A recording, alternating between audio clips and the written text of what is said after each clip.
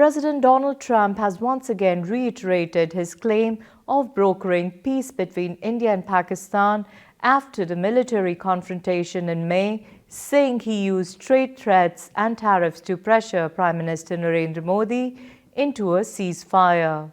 Trump claimed the truce was reached within 5 hours of his talks with Modi, though India has firmly denied any US role, asserting that the ceasefire was arranged directly between the two militaries. New Delhi has consistently maintained that no foreign mediation was involved in Operation Sindoor. I want to see that deal end. It's very serious what I have in mind if I have to do it, but I want to see it end. I think that in many ways he's there. Sometimes he'll be there and Zelensky won't be there. You know, it's like, who do we have today? I got to get them both at the same time. But I want to have it end. We have economic sanctions. I'm talking about economic, because we're not going to get into a world war. I'll tell you what, in my opinion, if I didn't win this race, Ukraine could have ended up in a world war. We're not going to end up in a world war anymore, but it would have ended up possibly in a world war. That would have been they were ready to trot. But just like India and Pakistan, we're going to end up in a nuclear war if I didn't stop them. You know, it's sort of strange. I saw they were fighting. Then I saw 7 jets were shot down. I said, that's not good. That's a lot of jets, you know. $150 million planes were shot down. A lot of them. 7, maybe more than that. They didn't even report the real number. And I'm talking to a very terrific man, Modi of India. And I say, what's going on with you in Pakistan? Then I'm talking to Pakistan on trade. I said, what's going on with you in India? And the hatred was tremendous. Now, this has been going on for a hell of a long time, like sometimes with different names for hundreds of years. But I said, what's going on? I said, I don't want to make a trade deal. No, we want to make a trade deal. I said, no, I don't want to make a trade deal with you. You're going to have a nuclear war. You guys are going to end up in a nuclear war. And that was very important to them. I said, call me back tomorrow, but we're not going to do any deals with you, or we're going to put tariffs on you that are so high. You were there, Howard, right? Yeah.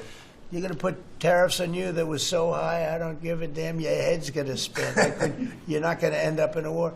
Within about 5 hours, it was done.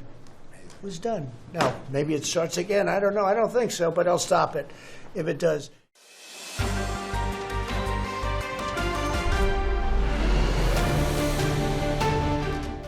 It's now time for a short break on Vision of Asia, Voice of the Community. We'll be right back.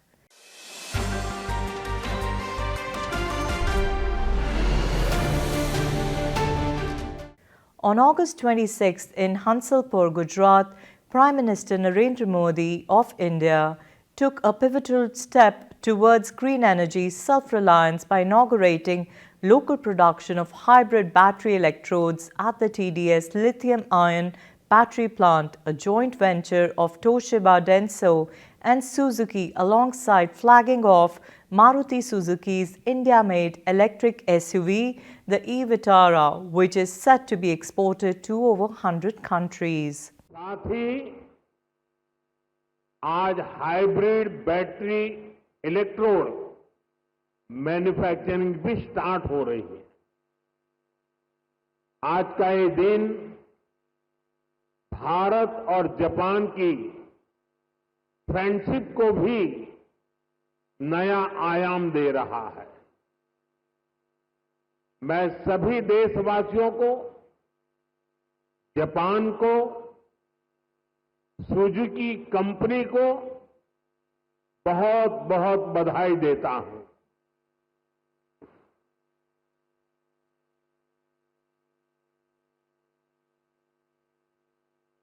एक प्रकार से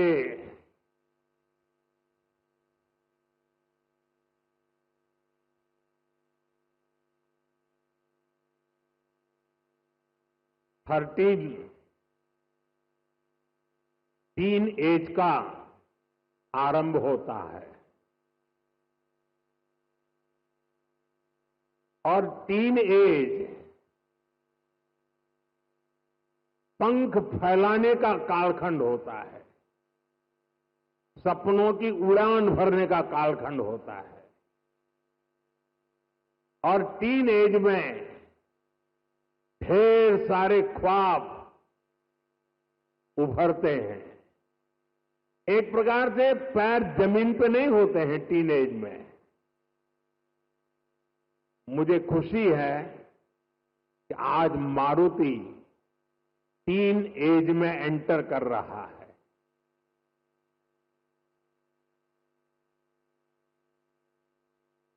गुजरात का मारुति का teen age में प्रवेश यानी आने वाले दिनों में मारुति एक नए पंख फैलाएगा, नए उमंग और उत्साह के साथ आगे बढ़ेगा, ऐसा मेरा पूरा विश्वास है। फ्रेंड्स,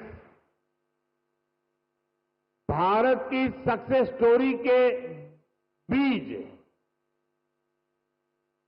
करीब करीब 13 साल पहले बोए गए थे। 2012 में जब मैं यहां का मुख्यमंत्री था, तब हमने मारुति सुजुकी को हंसलपुर में जमीन अलॉट की थी। विजन उस समय भी आत्मनिर्भर भारत का था, मेक इन इंडिया का था।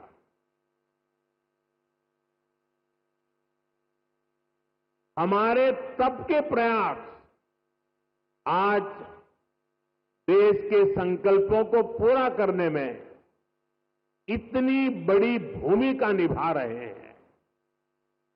साथियों, मैं इस अवसर पर स्वर्गीय ओसामू सुजुकी-सान को हृदय से याद करना चाहूंगा। हमारी सरकार को उन्हें पद्म विभूषण से सम्मानित करने का सौभाग्य मिला था।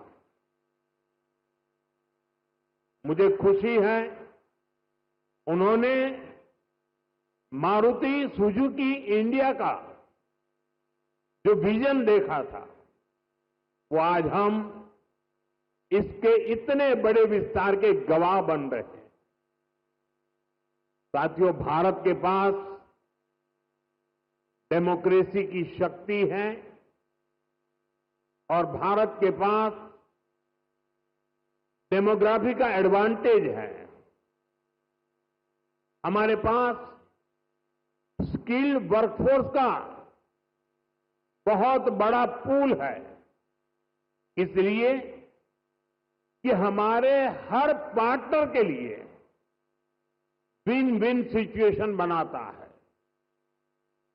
आज आप देखिए, सुजुकी जापान भारत में मैन्युफैक्चरिंग कर रही है और जो गाड़ियां बन रही है वो वापस जापान को एक्सपोर्ट की जा रही है। ये जापान और भारत के रिश्तों की मजबूती तो है ही, भारत को लेकर ग्लोबल कंपनियों के भरोसे को भी ये आपके सामने प्रस्तुत करता है।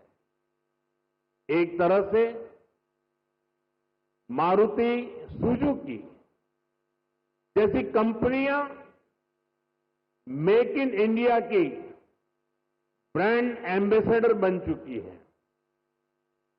लगातार 4 साल से मारुति भारत की सबसे बड़ी कार एक्सपोर्टर है।